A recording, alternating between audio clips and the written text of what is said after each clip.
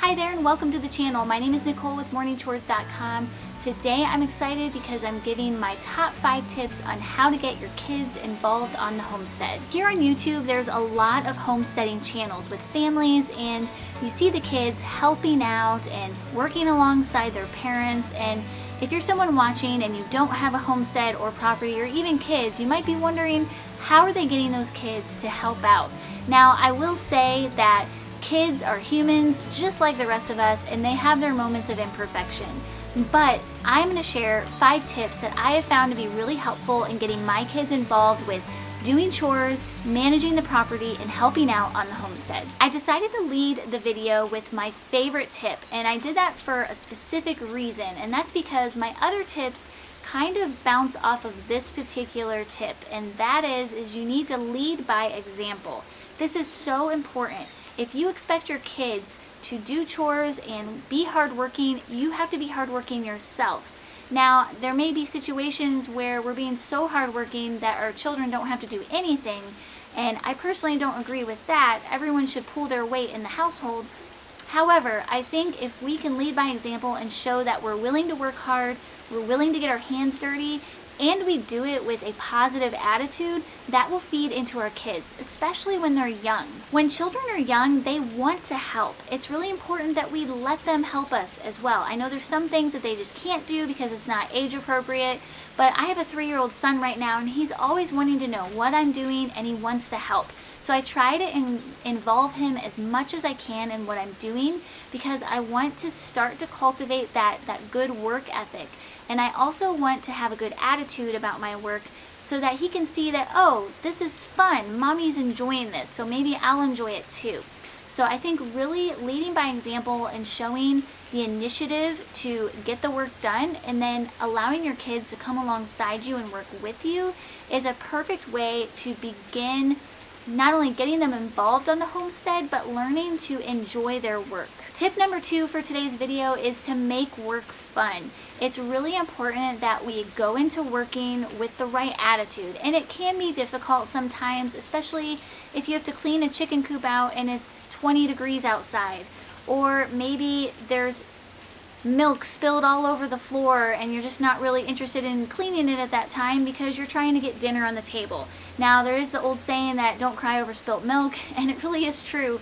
I think it's important that we have the right attitude when we go into our work. If we have a positive attitude and we're laughing and we're singing and we're making it fun, then our kids are going to be more inclined to work alongside of us, to help us and get involved. My third tip in today's video, and one of my favorites, is bring in the right influences. And what do I mean by that? Well, I think as parents, we set the precedence for what goes on in the home. We set the culture and the tone and the attitude. And again, I want to stress that I'm not a perfect parent and I don't expect anybody else to be, but I do think we have a lot of influence that we bestow upon our kids. So choosing appropriate books and movies and activities, all of these things influence our children. And this is going to vary from family to family depending on what your interests are and whatnot. But I found that when I brought in things like reading the Little House on the Prairie series books, or watching the Little House on the Prairie show, or reading about different types of farms, getting books from the library about historical characters during the colonial period or Native Americans, bringing in all these influences. Another thing we do is we participate in 4-H, which is an agricultural club here in the United States.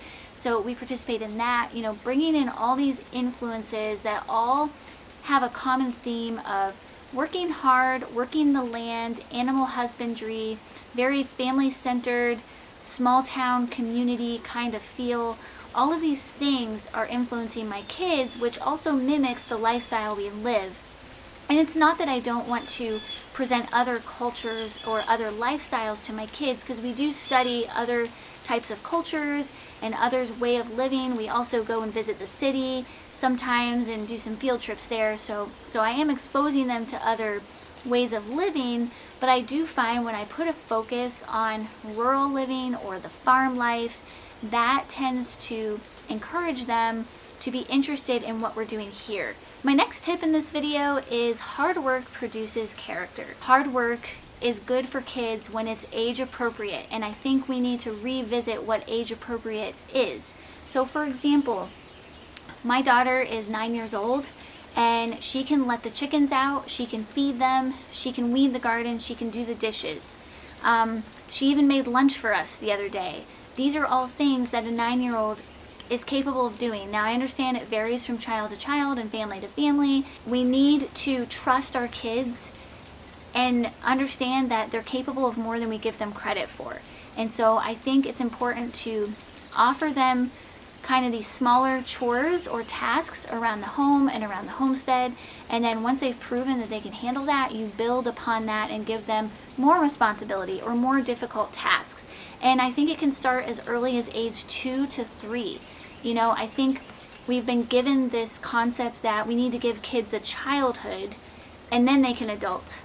And personally, I just don't think that truly prepares them for adult life, because you can't just go from being a child one day to adulting the next. You know, you have to kind of work up to it and build up that responsibility. And that responsibility comes from being allowed to perform tasks around the home and do chores around the property to prove that you're responsible, so that you can gain more trust and more responsibility. Work gives us purpose and it makes us feel important, needed, valued. Now, I don't think all of your value should be wrapped up in your work, but I do think there's something to working with your hands, accomplishing a task and doing it well, and then gaining that trust and respect from your family members. I do think it's really important that we give our kids a chance to show us that they can work and they can work hard. And the last tip I have for today's video is, as your kids get older, give them more responsibility. And I kind of touched on this in the previous tip, but seriously, like, as your kids get older and they've proven that they can handle simple tasks like making their bed or bringing down their dirty clothes to the laundry or feeding the chickens, now you can give them bigger tasks like, okay, you can do the dishes every day after dinner. Maybe you can make lunch for us. How about you help clean the chicken coop out? You know, building on those responsibilities and giving them more, so that as they get older, they're growing in that responsibility and it's proving that they can handle it, which then allows you to trust them more. So I think all of these things can really help them help you on the homestead or just around your house. I hope today's video was helpful for you. I hope I gave you some interesting tips. We would love for you to hit that subscribe button over there in the corner. You can also hit the notification bell so that you never miss a video.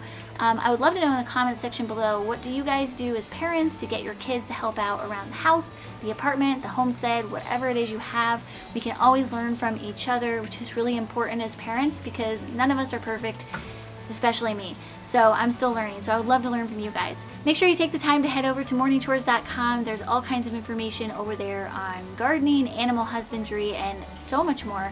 So check that out by clicking the link in the description box below. Hope you guys have a wonderful week, and we'll see you on the next one.